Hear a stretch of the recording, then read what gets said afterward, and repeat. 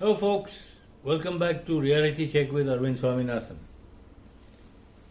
Now this one is that same Israeli-Palestine conflict, part 2. I've given you a basic idea, a little bit of background the previous time. Now here's some more detail. Remember I mentioned the Balfour Declaration, 1917. I think it's dated November 2nd, 1917. Now, the extract is this: His Majesty's government view with favour the establishment in Palestine of a national home for the Jewish people and will use their best endeavours to facilitate the achievement of this object. It is being clearly understood, remember clearly understood, that nothing shall be done which may prejudice the civil and religious rights of the existing non-Jewish communities in Palestine or the rights and political status enjoyed by Jews in any other country. Which means whoever formed this Jewish state in Palestine had to ensure that nothing would be done to prejudice the civil and religious rights of the existing non-Jewish community in Palestine. Remember that. Now this was written to Mr. Lionel Walter Rothschild, who was the second Baron Rothschild. Now I just think it means that he was giving the Jewish state in Palestine to the Rothschilds. This is what they seem to think. Now the other problem is, you see, UN in 1947 decided to partition Palestine into an Arab half and a Jewish half. But, like any other, how shall I put it, bargain, where you don't want them to exist or to take or accept the offer, you give them an offer which they are guaranteed not to accept. Now you had an overwhelming Arab majority who in this partition Palestine would get only 40%, and the Jewish minority population would get 60%. How could anybody accept such a thing? Obviously they refused. So now the Jewish side can say, we accepted it, but they didn't. Which is what they hoped and what they expected. But what shocked me was this, when I found a little note on what they expected. The proposal which they submitted to UN for what they call Greater Israel includes a bit of southern Turkey, all of Lebanon, 70 to 80% of Syria, 65 to 70% of Iraq, about 40% of Saudi Arabia, the entire Sinai Peninsula, across the Red Sea and across Suez Canal, a fair distance, right up to the Nile, and from there going all the way up to the Mediterranean. Now that territory would have included Cairo. Now, wasn't this a bit of a pipe dream? Did you expect the Arabs to accept something like this? Obviously not, and they didn't. Now we understand the conflict. You see, Palestinian civil rights and religious rights were supposed to have been respected and preserved, which the Israelis had no intention of doing. What the Israelis have done, or the Jews have done to the Palestinians, is exactly what the Europeans did to the American Indian. They made treaties which they had no intention of keeping. In North America, white Europeans who went there only kept one promise they made to them. That one, that we will take your land. Otherwise, every treaty they made, they broke within a few weeks. And they kept on driving them further and further and further away from their hunting grounds, away from their rivers, their water supplies, everything. Note the similarity here in Gaza. The blockade, both sea and land, now a total blockade on food supplies, water, electricity, and fuel. Now they tell people from Gaza, North Gaza, to go south because you're going to bomb the place. Well, how do they go? On foot? Families, whatever they can take, they're going to walk all the way to southern Gaza? I mean, are we being funny? Or is this a joke? Gaza has been a heap of rubble for the last 50 years. People live inside and outside. And as I said in the previous video, they know there are tunnels there. Why? You remember, we see movies, World War II, prisoner of war camps. How do people plan escapes? They dig tunnels. Doesn't that tell you what Gaza is? And they've been attacked time and time again by Israelis, almost like using Gaza for target practice or to blood their youngsters. How to kill. Now that should make it very clear that the Israeli or the Jewish intent is purely to either kill or drive Palestine, or treat them so horrendously that they leave and never think of coming back. That way, nobody will come back to claim land. So now it's their land. You see, another reason for Arabs refusing or rejecting the offer made by UN for partitioning Palestine, they did not want any of these Jews in their midst. Why? You see, when a whole lot of people of European extract or origin go from Europe somewhere else, this is Western Europe, mind, what happens to the local population? What happened to the American Indian?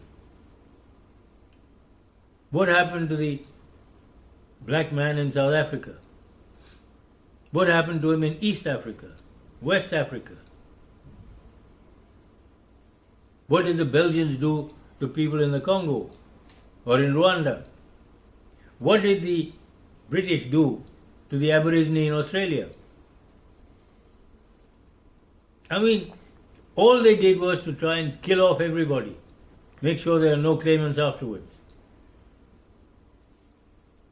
The Americans still will not give the American Indian the right to being called original inhabitants, because then they would have to pay compensation. Isn't this exactly what's happening here? Because from 1948 onwards, the Jews would go into certain areas, wipe out everything there. They'd drive the Palestinians away, break down their villages, their homes and everything else into little pieces and plow it all into the ground. And then build up Israeli settlements there. So anybody comes back and says, well, my village is where? These are all our settlements. And this was done all over from north to south. You will not find many Palestinian settlements anywhere, except now in the West Bank and Gaza. Well, Gaza, they build a few buildings and they go and bomb them and tear them down. So all you got are ruins and rubble. Now, how did Hamas come into being? It did not come up in 1987. No. It's like ISIS. ISIS was put up by the Americans and the British. Similarly, Hamas was set up by Ariel Sharon. Why?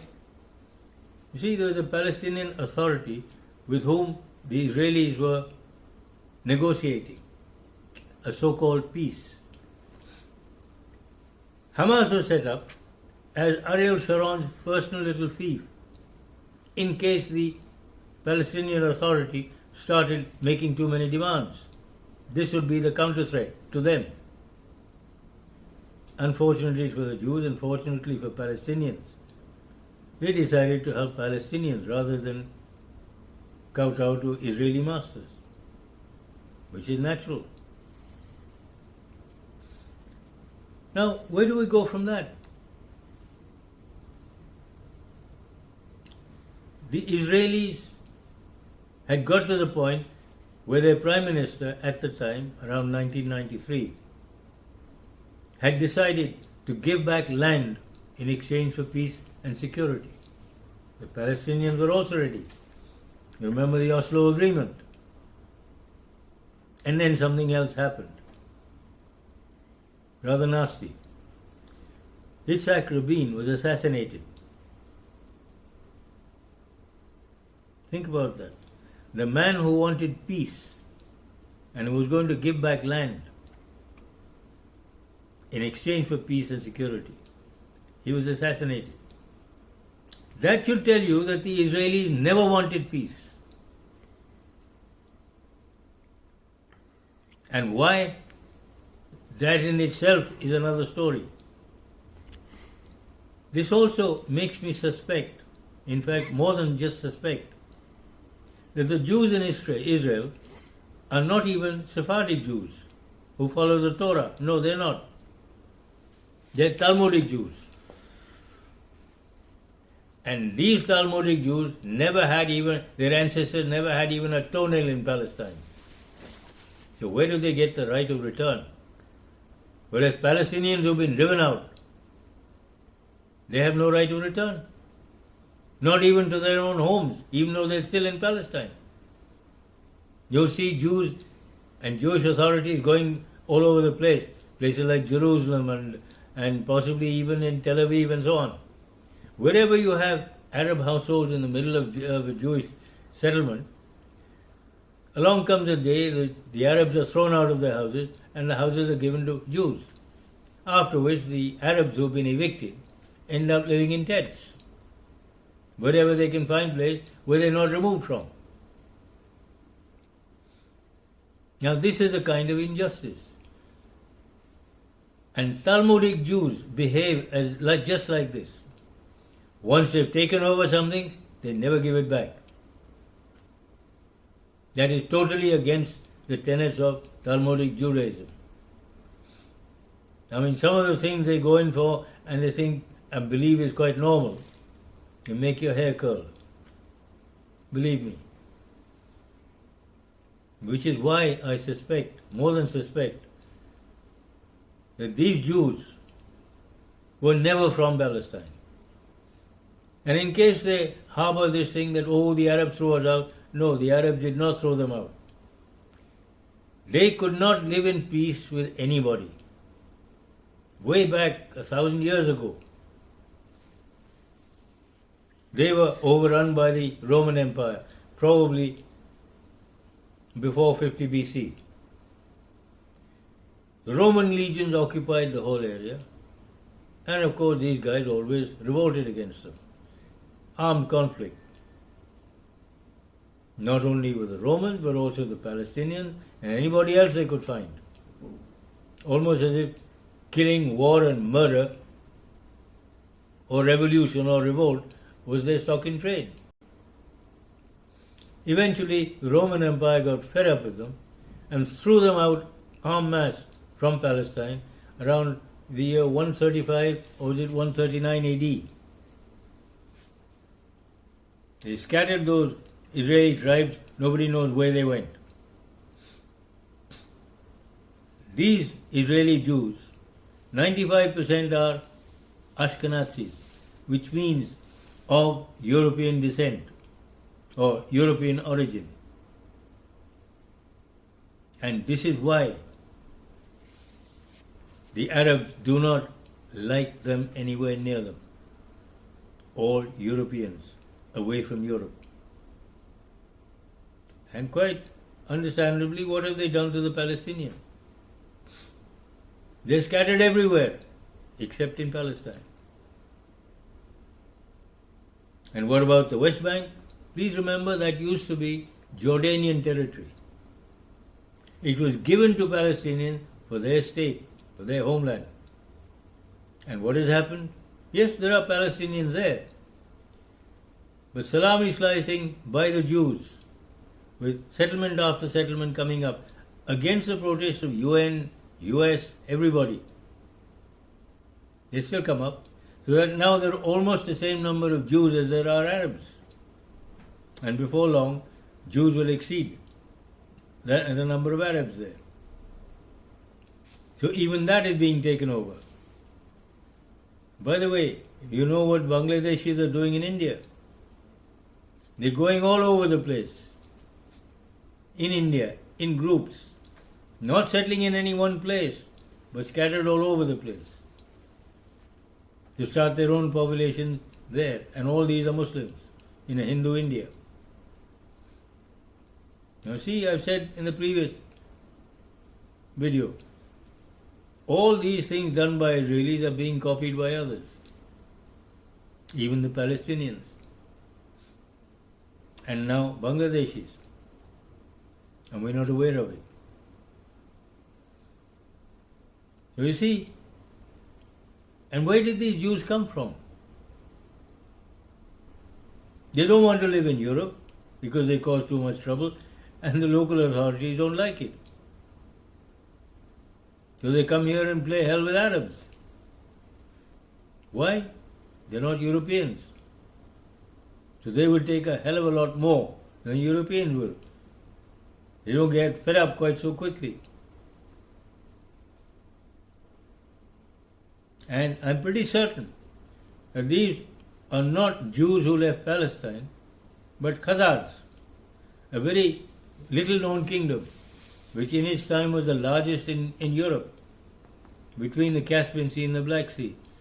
It came into being around 640 AD and disappeared around 1140 AD.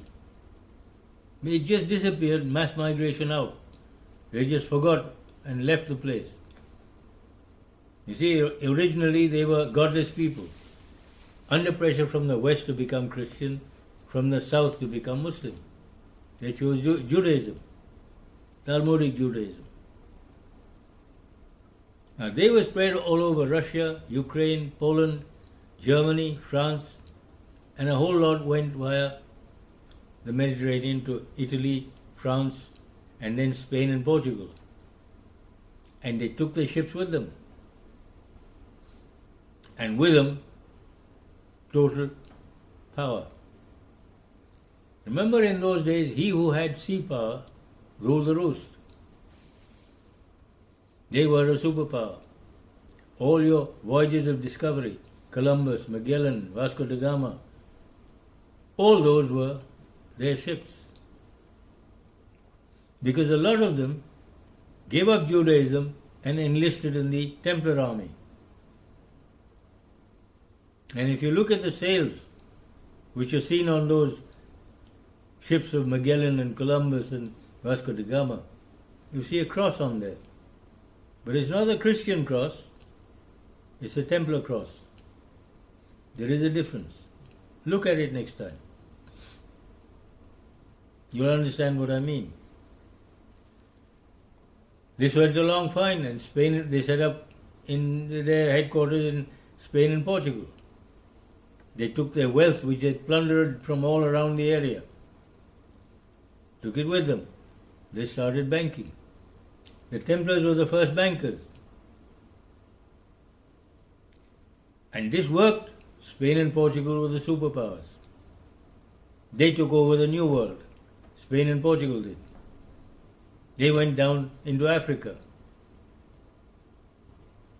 Southern Africa, into India, Calicut and the spice trade. But along comes the Spanish Inquisition. They were hunted, they were persecuted, they left Spain and Portugal and set up in Holland and Netherlands and London. Not London, not metropolitan London, but the city of London, which, as you know, is a city-state, 1 square mile or just over that. It is affiliated to the Vatican and Washington, D.C., the only 3 city-states there are. Now then, you understand where the money power comes from. And the Rothschilds are one of those. You see, wherever you went, the Jews and the Templars worked together because they had the same base, Khazaria. But those areas are now occupied by Europeans, or possibly Europeans. There's some Asians there also. They don't want to go there because some of it was under Soviet Union power or claims at the time. So they ended up here. Europeans don't like them because they're too rich. And they keep having to go back for money. Anyway, where does that lead us? Because look, the Jews don't want peace with the Palestinians. They want to drive them out or kill them all. They have shown that all the way. The man who assassinated Yitzhak Rabin, the man who wanted peace, he lives in a 5-star prison. He can go to vote, he can go to a movie, he can do what he likes. Nobody touches him. Why? Who is behind this? It's an organization which I don't think many people have heard of. It's something called the Gos or Hos Emunim. They seem to sit there and ensure that Talmudic principles are adhered to. You cannot move away. Yitzhak Rabin wanted to give back land which they had conquered. Totally against their laws. He had to go. They got him out of the way. And when was all this captured? 1967. Have a look at this. The Arab armies of Egypt, Jordan, Syria, they were all defeated in 6 days. Doesn't that tell you they were not even thinking of war? This small little thing called Gaza and Hamas, we are into the 11th day and you still haven't got them out? And the other one, their entire mass armies you got rid of in 6 days? Come on, man. Give us something worth believing. This doesn't make sense at all. In the same way, to tell us that Hamas caught you by surprise, you didn't know? Please. Let's get real, no? If you must tell lies, make them plausible or even partly believable. You knew it was going to happen, then why didn't you stop it? You have done many other things which you stopped or tried to stop. You could have stopped this. And why is this still happening? Because of Israeli intransigence. Why? The UN Security Council Resolution 338 specifically calls for a state of Palestine to be set up as soon as possible. And Israel has ensured that it never happens. They will always say no. I explained to you why. Because when they do something, it comes under state terrorism, state security. No matter how bad, how rotten it is. But if the Palestinian does it, he's a terrorist. Why? There's no state. Means you want to go on killing Palestinians at will, without him having even a fig leaf to hide behind. You want your state of Israel, but they mustn't have Palestine. And you're sitting on their land. Come on, guys. Let's get real. Let's grow up a little. They're people too. And if you look at some of the pictures that have come out of Gaza, think back to your own Holocaust, because that's what we're seeing again in our lifetime. We didn't see that one in 1939 to 45. We're seeing this one in Gaza today. And it's not funny. And you are responsible, you people of Israel. What is the difference between you and those Nazis who did it to you? Now you're doing it to somebody else. Is this what you call good people? Is that what you call yourself? You, Mr. Netanyahu, don't want peace. You don't want a Palestine. And you're sitting in Palestine and calling it Israel. And you want to know, why are they like this? Why are they doing this to us? It's not they, it's you, Israel, that's doing this to them. Sorry. Those are the facts. Anyway, folks, I hope you like this one. Please send it on to other folk, send your friends, relatives, your groups. Ask them to send it on. But please, this is a very serious conflict. And the sooner it is resolved, the better. Because right now, it could spark off World War III. And that's not a joke. It really could. Because it's too close to Soviet borders, it's too close to the Arab countries, and it could cut off the oil supply line to most of the world. Not funny. So please. Thanks, folks. As I said, like, subscribe, pass it on to your friends, your other groups.